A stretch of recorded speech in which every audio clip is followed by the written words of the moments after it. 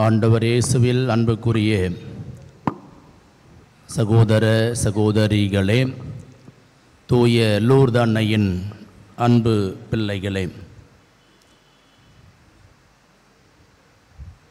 உங்கள் நிறுவனத்தின் தலைவர் பெயர் என்ன?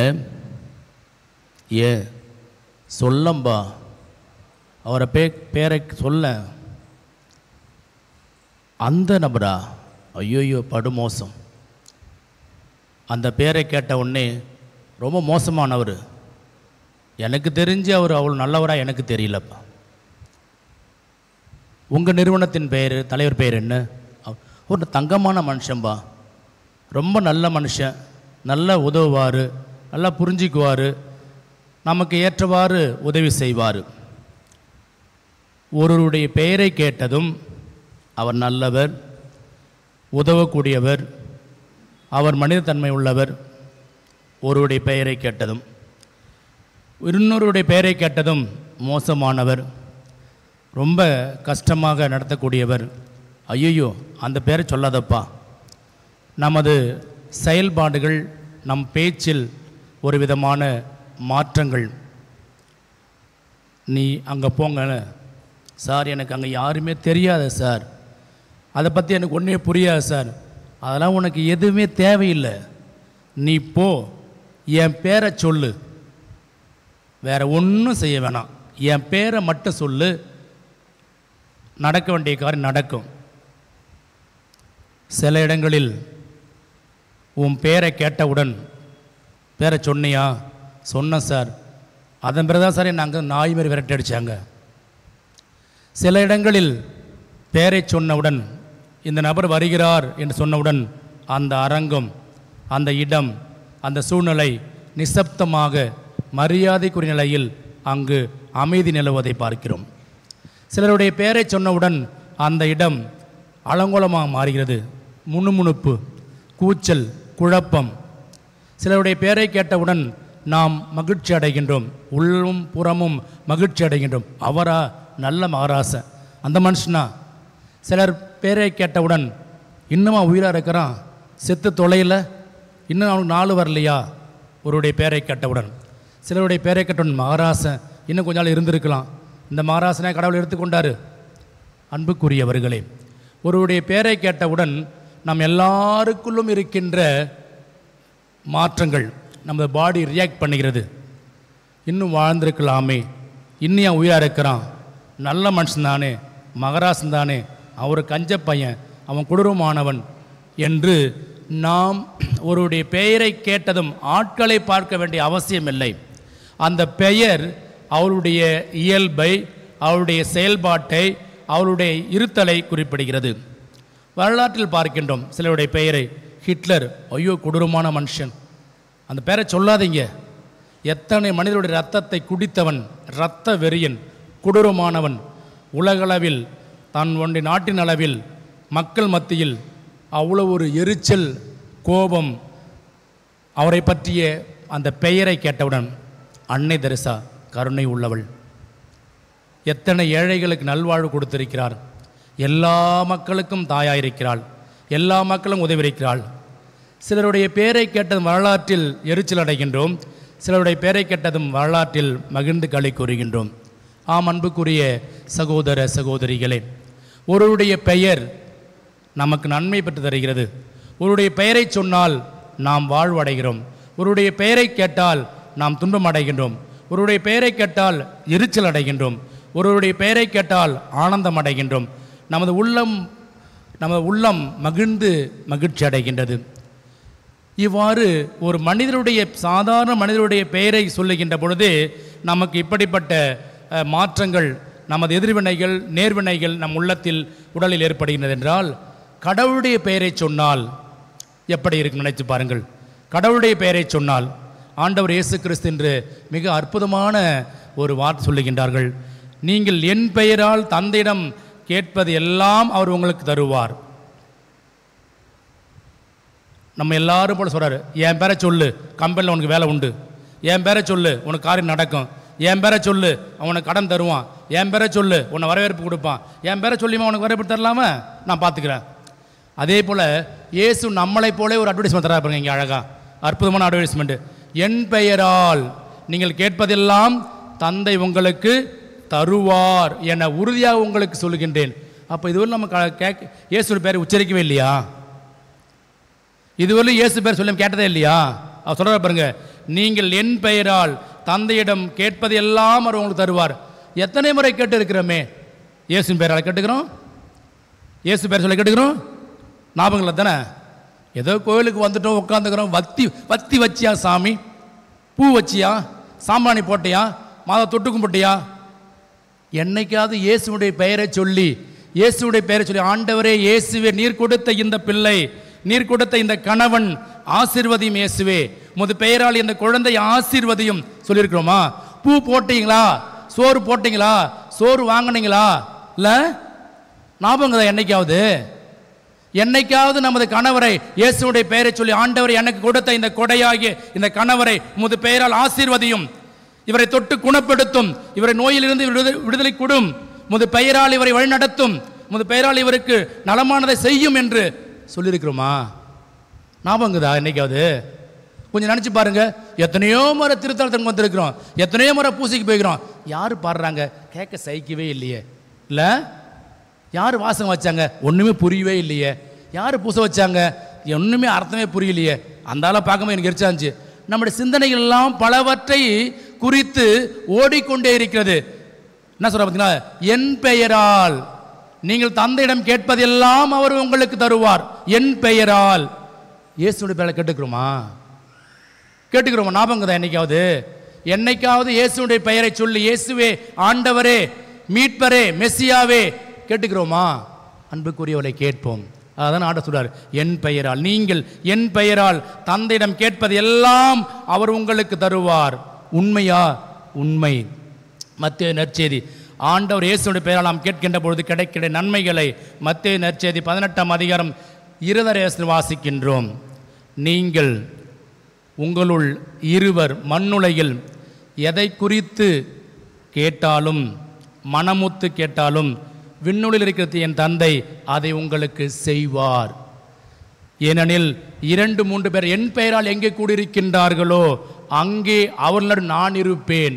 ஆகவே இறைவன் இருக்கின்ற இடத்தில் ஆண்டவருடைய பெயரால் நாம் எல்லாரும் ஒன்றாக, ஆண்டவருடைய பெயரால் ஒன்றாக கூடியிருக்கின்ற பொழுது இறைவன் நம்முடன் இருப்பார். நாம் எல்லாம் கூடுகின்றோம் ஆண்டவர் பெயராலா? பல இடங்களில் கூடுகின்றோம், பலவற்றை குறித்து பேசுவதற்கு கூடுகின்றோம். என்றாவது ஆண்டவர் இயேசுடைய பெயரால் ஒன்றாக கூடியிருக்கின்றோமா? ஆண்டவர் இயேசுடைய பெயரால் ஒன்றாக கூடி ஜெபித்திருக்கின்றோமா? அப்படி ஜெபிக்கின்ற ஒவ்வொரு நாளும், ஒவ்வொரு கூட்டமும் இறை பிரசனம் நிறைந்ததாக இருக்கும்.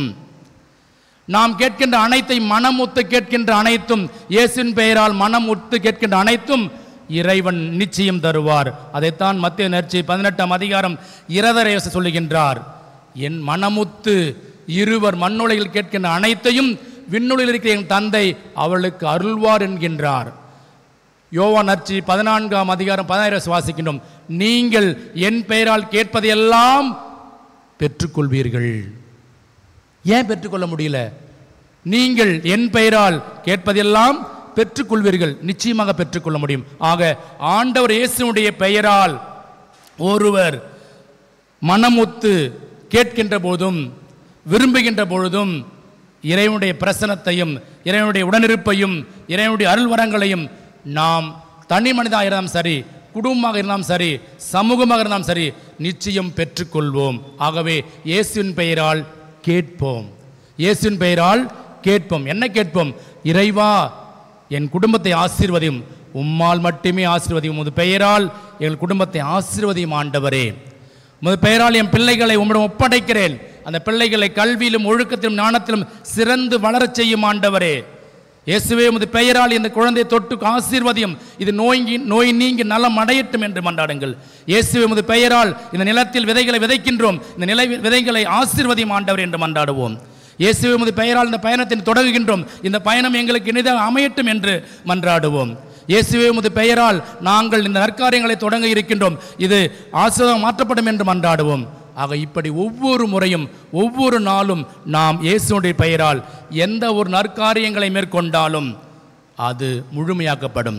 இரண்டாவதாக, இயேசுவுடைய பெயரால் என்ன நடக்கிறது?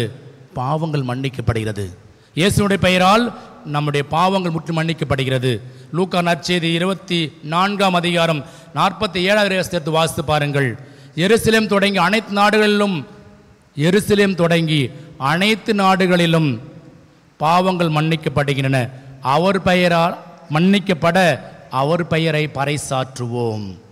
எருசலேம் தொடங்கி அனைத்து நாடுகளிலும் பாவங்கள் மன்னிக்கப்பட அவர் பெயரை பறைசாற்றுவோம். ஆக ஆண்டவர் இயேசுவுடைய பெயரை அறிவிக்கின்ற இடமெல்லாம் அவருடைய பாவங்கள் மன்னிக்கப்பட்டு இறைவனுடைய மன்னிப்பை பெற்றவர்களாக வாழ்வோம். திருத்தூதர் பணி 10ஆம் அதிகாரம் 43வது வசனத்தில் வாசிக்கின்றோம். அவரில் நம்பிக்கை கொள்ளும் அனைவரும் அவர் பெயரால் பாவங்கள் மன்னிக்கப்படுகின்றன. அவர் நம்பிக்கை கொள்ளும் அனைவரும் அவர் பெயரால் பாவங்கள் மன்னிக்கப்படுகின்றன.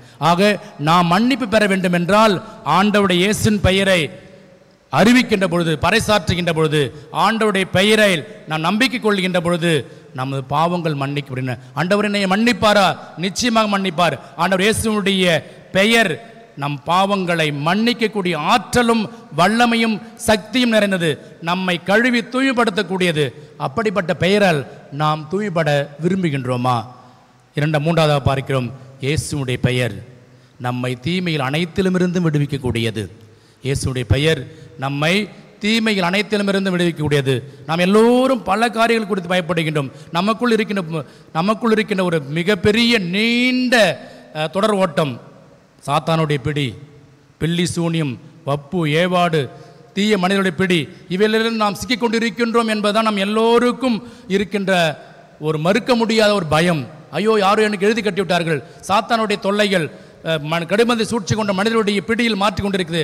என் போய் நல்லா தான் இருந்தான், என் குடும்பம் நல்லா தான் இருந்துச்சு, யாரோ எழுதி கட்டிட்டாங்க என்று சாத்தானுடைய சோதனைக்கு உள்ளாக்கப்பட்டு இருக்கின்றோம் என்ற அச்சம், பயம், ஒரு விதத்தில் சொல்ல போனவென்றால் நம்புகின்றோம். அதை நம்பி இருக்கின்றோம், மறந்துவிடக்கூடாது. ஆனால் இவையிலிருந்து நமக்கு விடுதலை உண்டா என்றால் இயேசுவுடைய பெயரால் நமக்கு விடுதலை உண்டு. மார்க் நற்செய்தி 9ஆம் அதிகாரம் 43வது வசனத்தை வாசித்து 38வது வசனத்தை வாசித்து பாருங்கள். 9ஆம் அதிகாரம் 38வது வசனத்தை வாசித்து பாருங்கள். பெயரால் பேய் ஓட்ட கண்டோம். பெயரால், இயேசுவுடைய பெயரால். சிலர்கள் சொல்வார்கள் வந்து ஆண்டவரத்தில், ஆண்டவரே பெயரால் ஒருவன் பேய் ஓட்ட கண்டோம். உண்மை, ஆண்டவருடைய பெயரை சொன்னதும் அழகைய ஓடும். ஆண்டவருடைய பெயரை சொன்னால் அழகையானவன் அந்த நபரை விட்டு ஓடி விடுவான். ஆண்டவர் இயேசு மீண்டும் மிக தெளிவாக சொல்லுகிறார். மார்க் நற்செய்தி 16ஆம் அதிகாரம் 17வது வசனத்தில் இப்படி இன்னும் அழகாக சொல்கிறார். என் பெயரால் பேய்களை ஓட்டுவர், என் பெயரால் கொள்ளும் நஞ்சை கொடித்தாலும் அது உங்களுக்கு தீங்கு இழைக்காது. ஆம், அன்புக்குரிய சகோதர சகோதரிகளே, இயேசுனுடைய பெயர் நமக்கு இறைவனுடைய ஆசிரையும் அருளையும் உடனிருப்பையும் பெற்று தருகின்றது. இயேசுனுடைய பெயர் நமக்கு பாவ மன்னிப்பையும் பரிசுத்தமான வாழ்வும் பெற்றுக் கொடுக்கிறது. இயேசுனுடைய பெயர் நம்மை அழகினுடைய பிடியிலிருந்தும் தீமை ஆதிக்கத்தினுடைய பிடியிலிருந்தும் நமக்கு விடுதலை வாழ்வை பெற்றுக் கொடுக்கிறது. ஆக இப்படிப்பட்ட ஆண்டவருடைய பெயரை சொல்லி செபிக்குமாறு இன்று ஆண்டவர் நமக்கு அழைப்பு கொடுக்கிறார். நீங்கள் என் பெயரால் தந்தையிடம் கேட்பதெல்லாம் அவர் உங்களுக்கு அருள்வார். நீங்கள் இதுவரை எதையும் கேட்டதில்லை. பாருங்கள், எவ்வளோ வருத்தம் பாருங்கள் ஆண்டவருக்கு. நீங்கள் இதுவரை என் பெயரில் எதையும் கேட்டதில்லை. இப்போ யார் பேரால் கேட்டுக்கிறோம்? நினச்சி பாருங்க. நீங்கள் இதுவரை என் பெயரால் எதையும் கேட்டதில்லை, கேளுங்கள் பெற்றுக்கொள்வீர்கள், அப்பொழுது உங்கள் மகிழ்ச்சி நிறைவு அடையும். ஆக நாம் செய்ய வேண்டியது என்ன வேண்டும் தெரியுமா? ஆண்டவர் இயேசுவின் பெயரால் கேட்க வேண்டும். ஏனென்றால் கேட்கின்ற எல்லாரும் பெற்றுக்கொள்கின்றார்கள், பெற்றுக்கொள்கின்ற எல்லாரும் மகிழ்ச்சி அடைவார்கள். நீங்களும் நானும் ஆண்டவருடைய உடனிருப்பையும் பாவ மன்னிப்பையும் தீமையின் ஆதிக்கத்திலிருந்து விடுதலை பெற்று மகிழ்ச்சியோடு வாழத்தான் இந்த அன்னையினுடைய திருத்தலத்திற்கு வந்திருக்கின்றோம். நமது இந்த விருப்பம் முழுமை பெற வேண்டும் என்றால் இயேசுனுடைய வல்லமைக்க திருப்பெயரை நாம் பெயரால் ஜெபிப்போம். ஆண்டவர் இயேசுனுடைய பெயரால் நாம் எந்த காரியத்தையும் தொடங்குவோம். ஆண்டவர் இயேசுனுடைய பெயரால் நாம் எல்லா செயல்களையும் ஒப்படைப்போம். அப்பொழுது நாமும் நம் குடும்பமும் வாழும் சமூகமும் முழுமையான நிறைவை பெற்று வளமோடு நிறைவு பெறும் என்ற நம்பிக்கையோடு இந்த பலியில் மன்றாடுவோம். இறைவனை சென்றென்றும் வாழ்த்த பெறுவாராக.